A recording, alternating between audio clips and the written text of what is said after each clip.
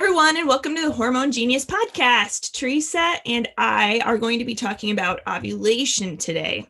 We're going to be talking about all the cool things about ovulation that you likely never heard in health class, in college, and beyond. So I'm really excited for this episode, Teresa. How are you feeling about it?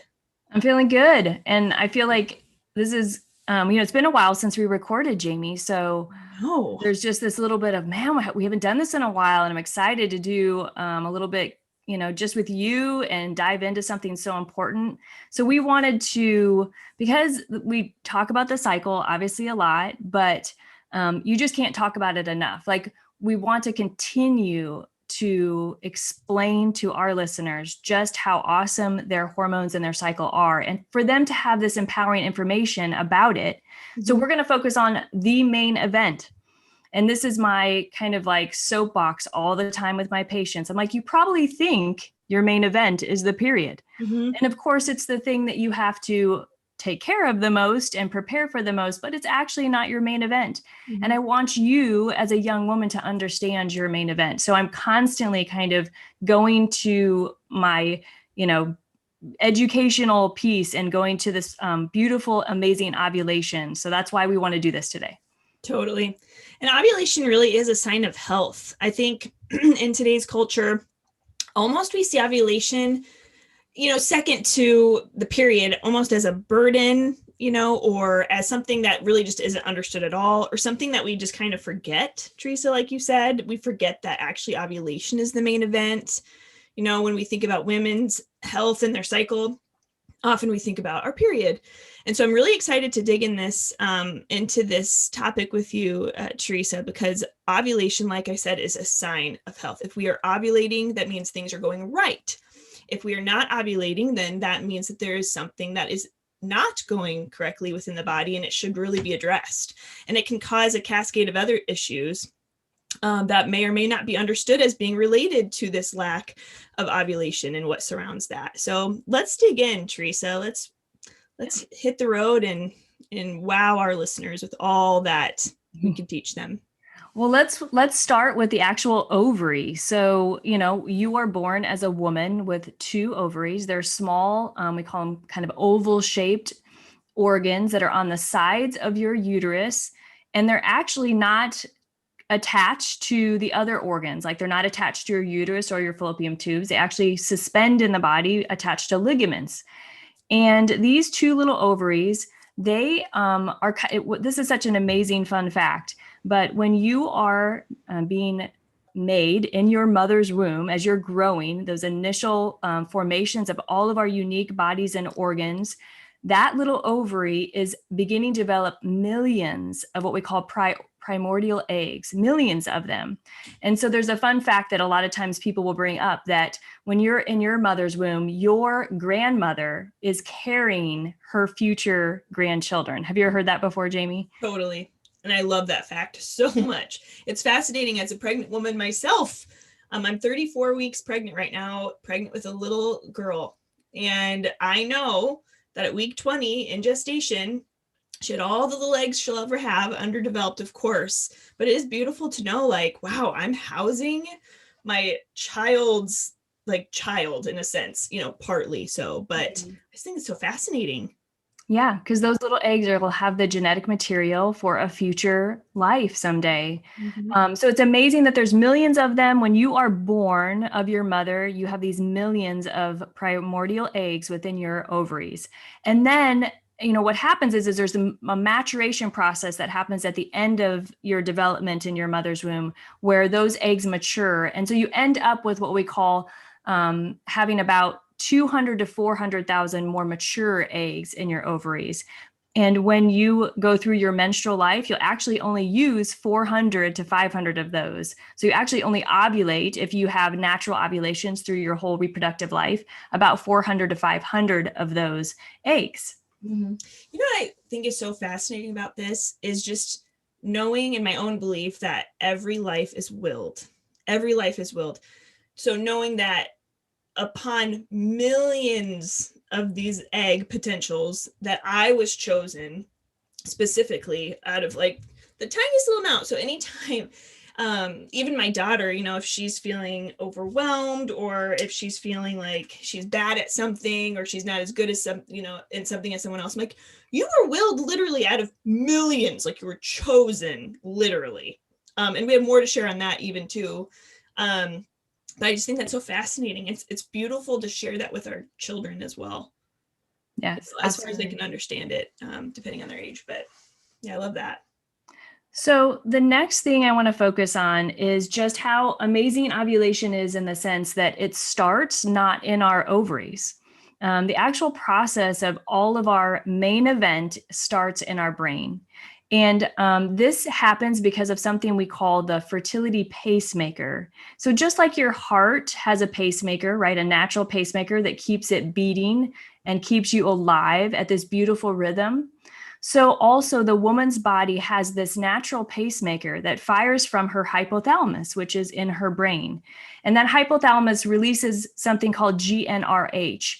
And it's a pulsating type of hormone that actually then causes a response in the pituitary gland, which is also in the brain. And at the beginning of our menstrual cycle, so when you start your period, where that process starts is that the body, because of low hormones, will start producing from the pituitary gland, because of this pacemaker, follicle stimulating hormone. So one of our main hormones of our menstrual cycle is called FSH, or follicle stimulating hormone. And that starts to get produced at increasing amounts during this menstrual phase. And what that is doing is recruiting like these little eggs, right? And in that recruitment process, I mean, we don't even understand, it's so complex, why certain ones are ready at that time to be chosen, you could say. But the body will eventually recruit several of these immature eggs to develop, you could say, at that point. And that's happening at the beginning of the menstrual phase. Teresa, question. Okay, so something I've heard often, but I think is not commonly known, is that often we think that maybe just one egg is chosen per cycle, but often two are chosen to mature throughout the cycle. Can you talk a little bit about that phenomenon for our listeners? Yeah. So when you say that, Jamie, do you mean almost in like a non-identical twin, situation? Correct. So yeah, I mean, there are times when you make multiple kind of follicles on the ovary, but usually in most situations, only one will actually go on to become the very dominant follicle and will release one egg.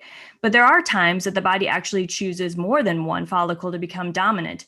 You could even have one dominant follicle on each ovary. And if both of those follicles are triggered in the sense of the hormonal response to release those eggs, then they can both create human life. And you can have a situation of non-identical twins.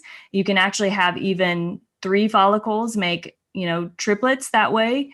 Very rare in that situation. But yeah, it doesn't always mean one egg, but most of the time it is. So for the ovulating, often we think, every other month is every other ovary, which I know doesn't always happen in that way either.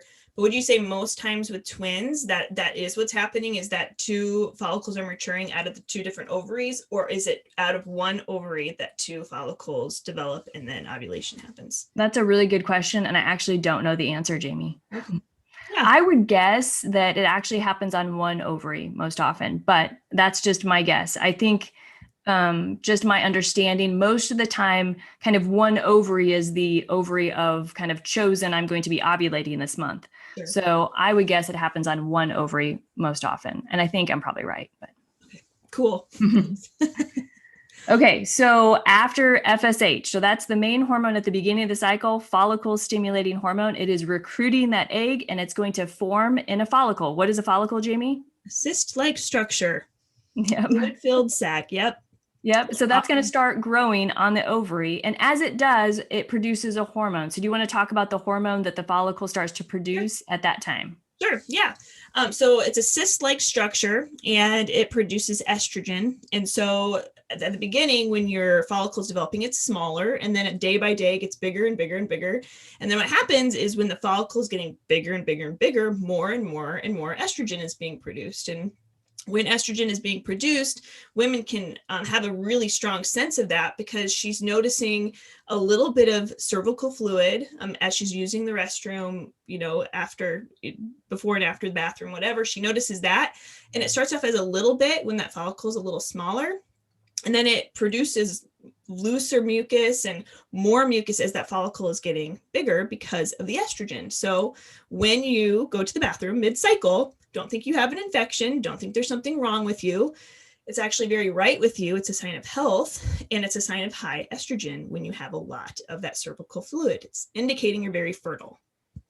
Yeah. So estrogen is such an important hormone to women. It really is, just a primary, if we didn't have it, we wouldn't be women, we wouldn't have the superpower that we have. Exactly. And so you mentioned, of course, estrogen is so important at letting us know what's happening in our body because it's the biological marker that we can see that's most obvious to tell us when this main event is occurring.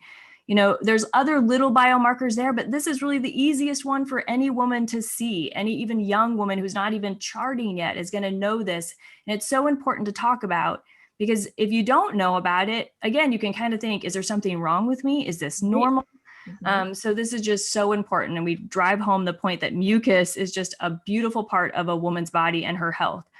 Okay, so we've got estrogen being produced. Well, as estrogen's being produced, there is another hormone, and this one again produced from the pituitary gland that's going to be a major player in allowing that egg to get released from our body, and that is called luteinizing hormone.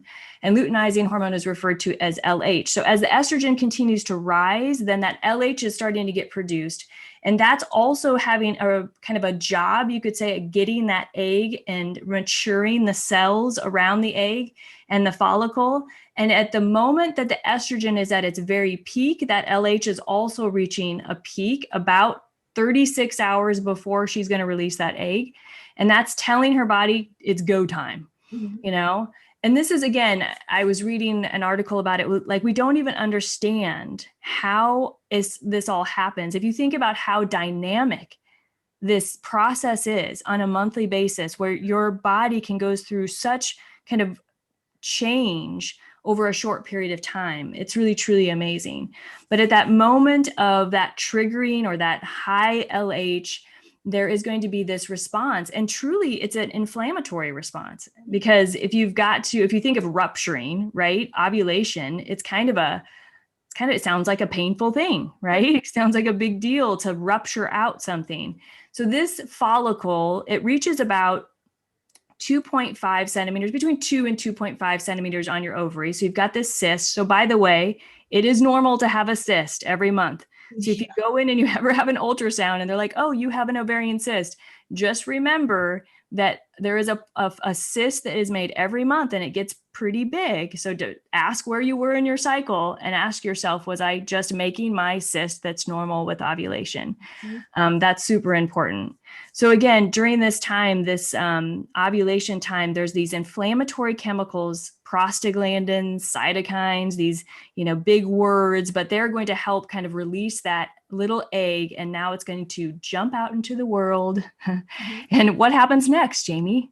Well, if there was intercourse during this time, sperm loves mucus, by the way. That's how sperm survive. So without cervical mucus, sperm cannot survive, because cervical mucus is alkaline and seminal fluid is alkaline. So it needs that. So if there was intercourse during the time of fertility, then the sperm will meet the egg in the fallopian tube. When I was younger, I did not realize that it was in the fallopian tube, but it makes total sense because it's like this really narrow pathway to the egg. I always just thought like in conception happened like in the uterus. I just didn't realize that's where it was. Yeah. But anyway, so the sperm meets the egg in the fallopian tube. And what I think is so fascinating about this is that it's not the first sperm that approaches the egg. That's not the winner, the first one. The egg actually chooses the sperm, which makes, again, this whole phenomenon of life, of being alive, of Teresa sitting here, of me sitting here, of you listening to this podcast, so beautiful that it wasn't just an accident. Like literally there's choosing happening. So you were chosen literally.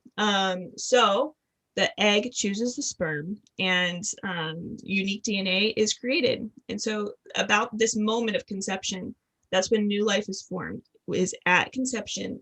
in the fallopian tube. Egg chooses the sperm. So at that moment, like I said, the DNA is formed. So you'll have a certain hair color, certain eye color. You'll be a certain height. You'll have a certain personality trait. Like all of that is in that moment. And so I think I'm so fascinated by this conception moment that I think as Teresa and I, as we're doing this podcast, we want to protect that moment. We don't want it to be misunderstood. We don't want it to be dismissed. We want it to be really honored because it's the moment, the first moment. Yeah, that's awesome. So we have this incredible moment. Now, Jamie, I think it's important for people to know that, especially if they're trying to get pregnant, you think about, okay, well, I know a lot of people, they track their cycles. They even do these things where they pee on strips to try to know when they ovulate. And by the way, that strip that they pee on is measuring luteinizing hormone as the main marker of ovulation. But it's actually important to have intercourse leading up to ovulation. It's such a delicate thing. And the reason is because once that little egg is out the hatch, it's gone very quickly, right? So it's only alive for 12 to 24 hours. So you want to actually time your intercourse. One, you want to do it when that mucus is the most plentiful and it's nourishing that sperm. I always imagine that it's like a swimming pool, right? You can't swim in a pool with no water. So the sperm have to have this beautiful life-giving water to get to the egg. But it's important to know then that's when you've got to get that little sperm, and the sperm are going to sit around and wait.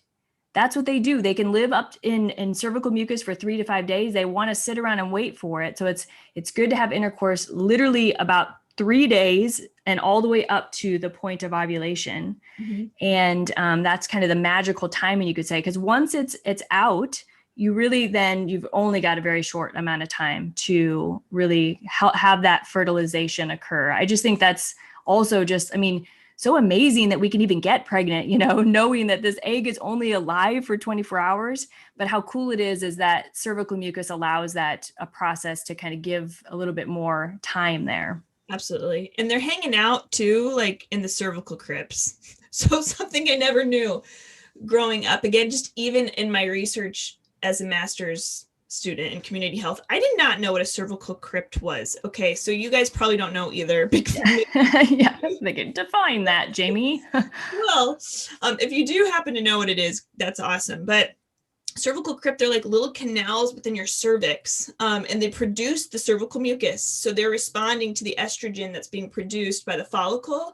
And I just never knew of what was like cervical crypts. And there's also certain types of mucus. Like if you look under a really strong microscope, your mucus is going to look different when you have high estrogen, when you're really fertile, versus like after you ovulate. So when you're fertile, your mucus legitimately under this microscope looks like swimming channels, like little columns where it could be really easy to imagine sperm penetrating through that cervical mucus and just, again, having a spa day, waiting for the main event. And then after ovulation, they look like stones, like there's no column, there's no pattern. So you could also imagine just how beautiful our body is designed to, again, make this, conception possible with the cervical mucus, how important that is, but then also how progesterone type mucus does not allow for that. All can be seen, again, through science. Jamie, I just was thinking, just throw this in this fun fact, because I want to know if you knew this, but do you know that the egg is the largest human cell ever in the human body? It's 120 microdaltons, whatever that means. But just to have like us give a visual to that, it would take 15,000 sperm to make up the size of the egg from the woman. No, I did not know that. Yeah, and that's super cool. Yeah. I've heard that like even if you took it out of the body, it's like you could almost see it. Yeah, like what microscopic level, but it's the largest cell that we have. So powerful again, us women having the biggest, largest cell in the body. So cool stuff. All right. So we've gotten through basically ovulation. We've talked about conception and fertilization. Well, let's just let people know what happens if they don't conceive, right? Because obviously the vast majority of ovulations are not going to end in pregnancy. So what happens to that little egg? once it gets there and they're like, oh, no sperm here. What do we do now? Well, it just continues to travel down the fallopian tube. And as it does, and it loses its life, you could say, because we know, again, it has a short life, it just disintegrates and is naturally absorbed through the body. And then, of course, the hormones that you produce, that estrogen, after ovulation, it takes a sharp decline. And that's a signal to the body to release now progesterone. And progesterone is the other main ovarian hormone. And it is getting now the lining of the uterus, the womb, ready for implantation. And estrogen will also go up after ovulation as well in response to basically the formation of something called the corpus luteum, which is the collapsing of your own follicle that released the egg. So it's basically just the follicle went along, and then all of a sudden it collapsed after ovulation. And now it's luteinized by that luteinizing hormone, and is producing now this progesterone, and it will produce estrogen too, up like a big roller coaster, preparing for pregnancy. And then if you don't have this pregnancy happen, those hormone levels will drop in response to there not being a new life, and you will start your period again. Mm-hmm. All this happens in for the most part, regular cycling women between 25 and 32 days each month. So pretty awesome. Yeah. And something else I wanted to say too is if conception does happen, it takes about 6 to 9 days for implantation. And then at that moment, the HCG levels that you're producing is high enough to be read on a pregnancy test. But what's interesting is that 6 to 9 days prior to that positive pregnancy test was likely conception, was actual pregnancy at that moment. So it's only 6 to 9 days later, but still that 6 to 9, that's like, a week after conception. That's pretty quick, even still being able to understand and know. And normally we say, if you're tracking your cycle, if you haven't had your period and you have a good sense of when you ovulate, we say about 16 days after ovulation, if you haven't gotten your period yet, definitely take a pregnancy test. But there are pregnancy tests that can pick up on that HCG level even before the 16 days. Yes. In our charting patients, we know that they know they're pregnant like right away. Like we get the earliest timing of pregnancy, which is awesome because it allows us to take care of that pregnancy and be on top of what that pregnancy needs right away when women know when they've conceived, when they're pregnant, all of those things. And another little thing, actually, and this is a whole other episode, but I want to mention it, is estimated due date, like the effectiveness of timing that when you understand ovulation. So there's 2 different formulas. One is just based on your last menstrual period. One is based on when you ovulated. And because we know if listeners have listened to previous episodes, that not every woman ovulates on day 14.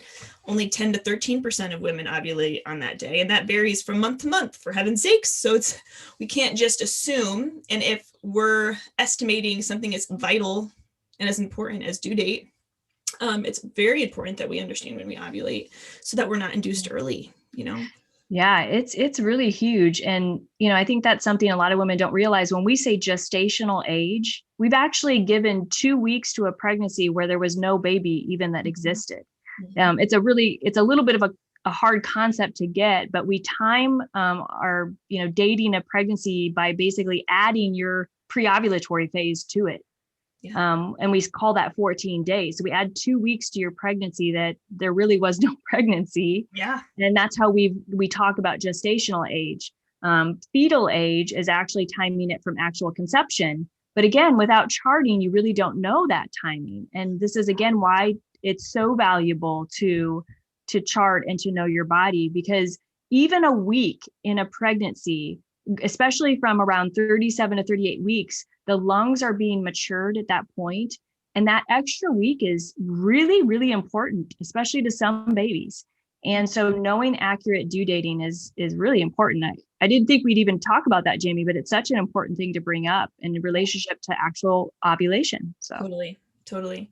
So now that we kind of got through the whole shebang, the big event, before and after, let's maybe talk about things that could go wrong, or things that we could be looking for in regards to ovulation and signs our body is kind of indicating that there's something else going on. Yeah. So when we talk about ovulation, again, being the main event, what women need to know is that if the main event is not working, then what happens? Mm-hmm. We don't get periods. Right.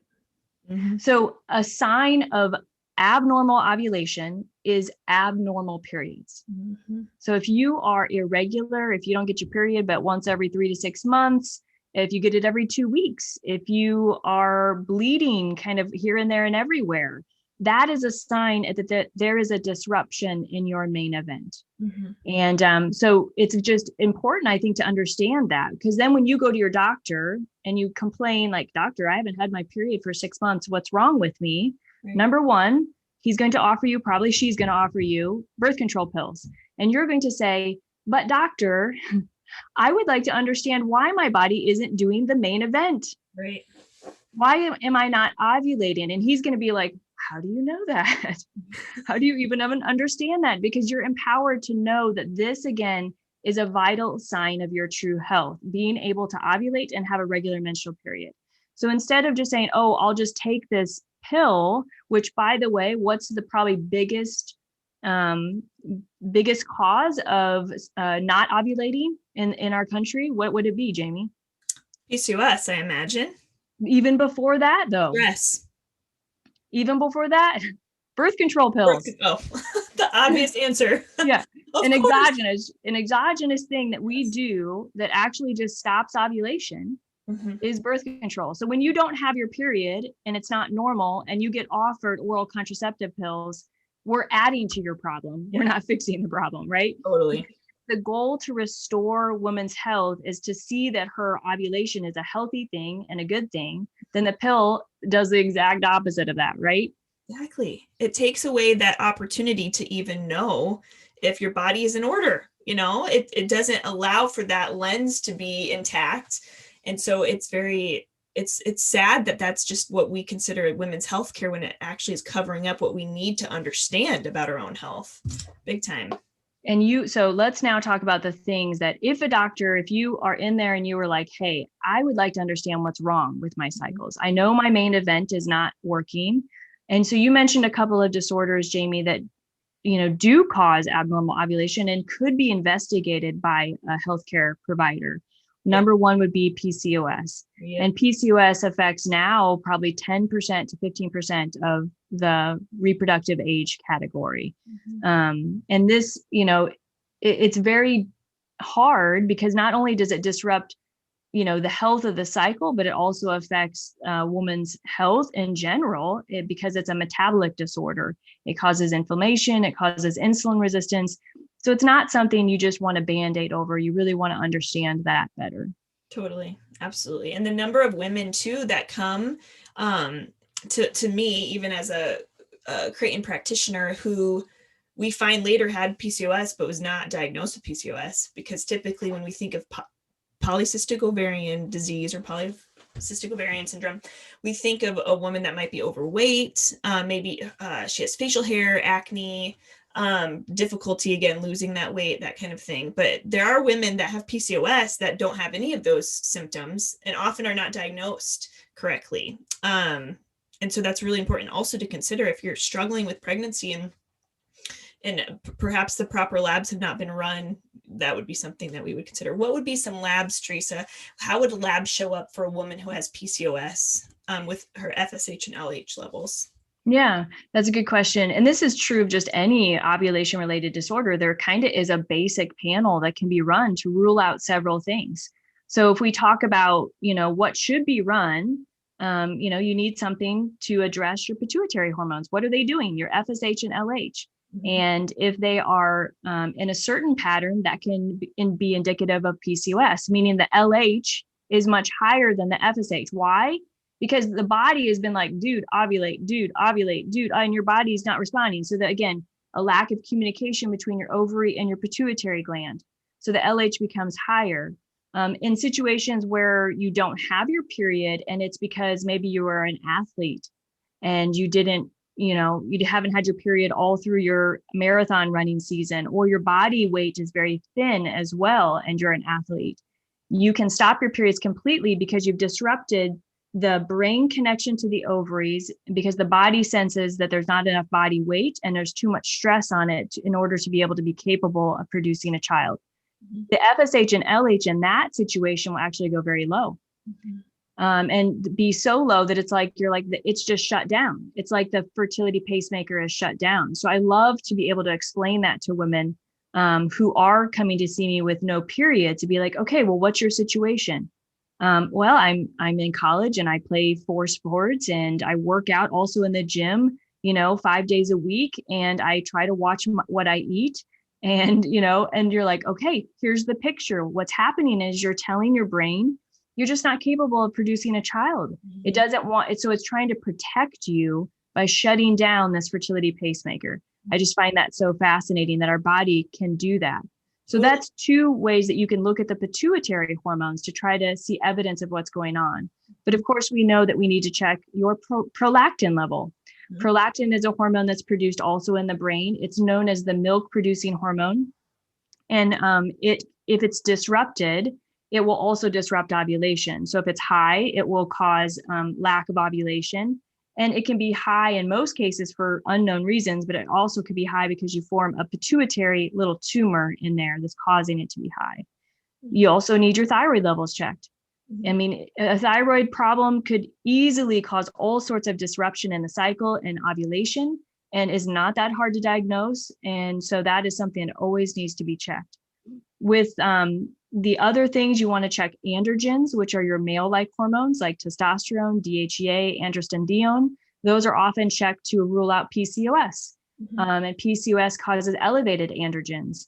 So those are other hormones that need to be checked as well. And you can check your progesterone and estrogen as well. But just know that, again, a progesterone level is always going to be basically 0 to maybe close to 1 at that if you are not ovulating. Right. So if you get a doctor that draws your progesterone and says, oh, your progesterone's so low, I don't know what's going on here. Ask yourself, well, maybe I just am not ovulating right now, because progesterone is only made after ovulation. Estrogen fluctuates through the cycle, progesterone only after ovulation. So when women are maybe listening to this and they're thinking, okay, I'm pretty sure I need to go to the doctor now because I'm not seeing that cervical mucus, or if I am, I'm definitely not seeing it as often as I should. I'm not getting my period monthly, that kind of deal. And these women are probably wondering, well, maybe I do know that, maybe I don't, but I'm nervous because what am I going to do if they prescribe me birth control? Like, what are my other options? So Teresa, how do you help women who are not ovulating as they should?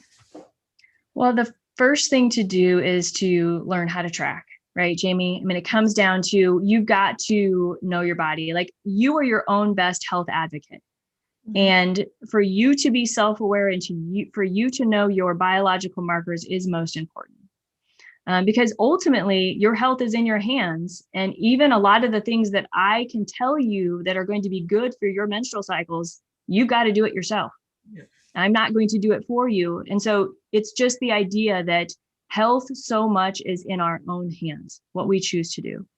I mean, it really honestly starts with charting, understanding what's going in the cycle, seeing if you can, find ovulation. If you can't, where do we do timing of, lab tests, those sorts of things. But lifestyle factors are so important. I mean, again, when I work with high school to college age girls who are not having their periods, it's usually PCOS or this hypopituitary ovarian dysfunction in the female kind of athlete or someone who's lost weight because of an eating disorder.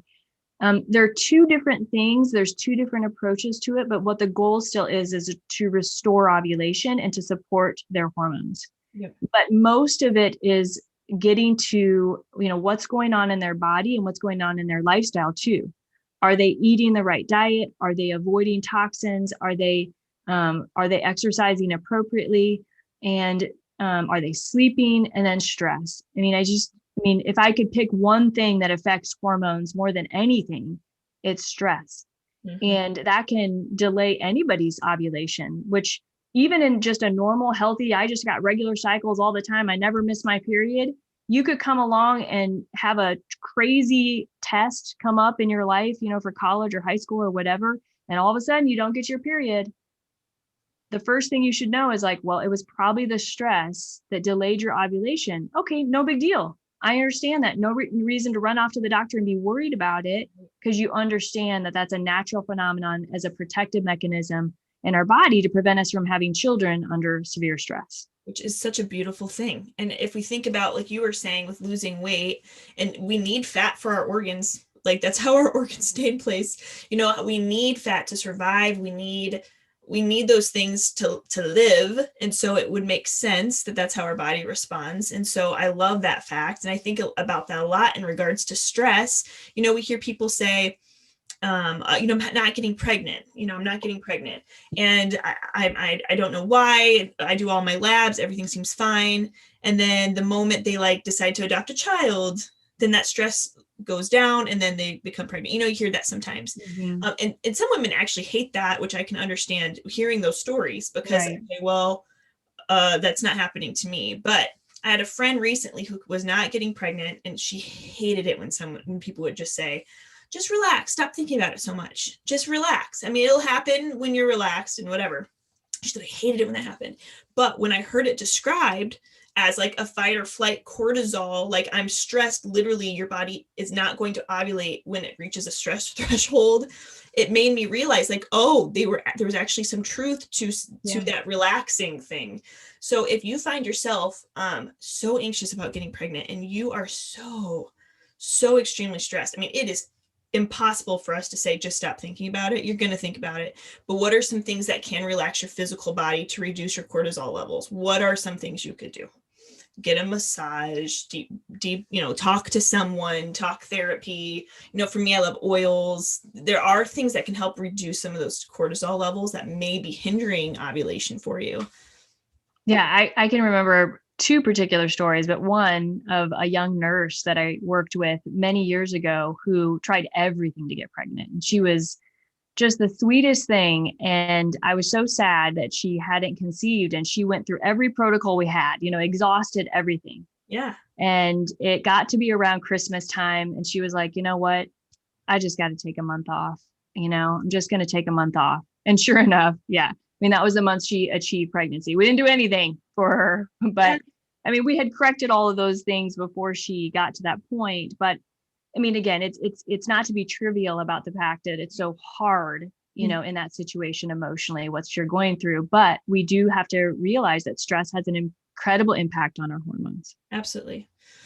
Okay. So I know we probably are hitting a point of, what do you think? Do we have to wrap it up? Do we talk about one more thing? Gosh, I feel like we're doing a pretty good job of hammering on all the points. I really want you listeners to know that if you believe that your main event is off, main event equals ovulation. And again, that is being told as a story by your period, which I love that. I always think the period as the end of a sentence. Stories are made up of sentences. Like I always think of it that way.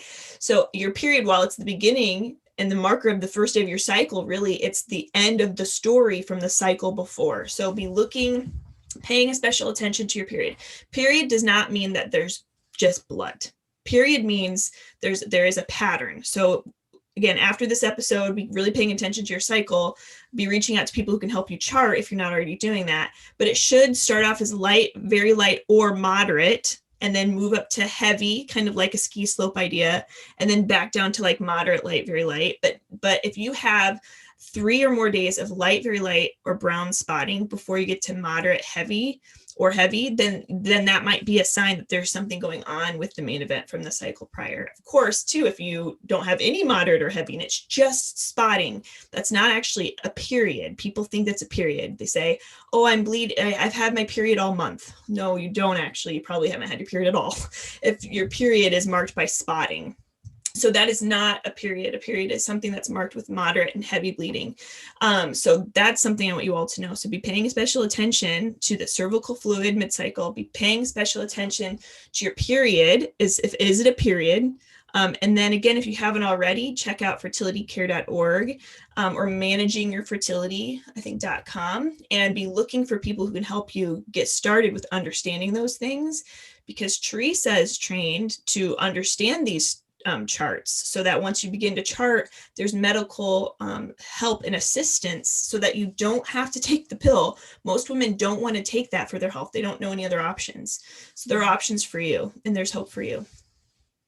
Great message, Jamie. Thanks so much. And yeah, we'll continue to talk about this in future episodes, but I just want to thank you today. This was a really fun one. Yeah, this is great. All right, Teresa. Well, again, for those of you who are listening and you want to learn more, be sure to check out our website, www.hormonegenius.com. Check out our past episodes and be sure to share this episode with your friends. All right. Bye, guys.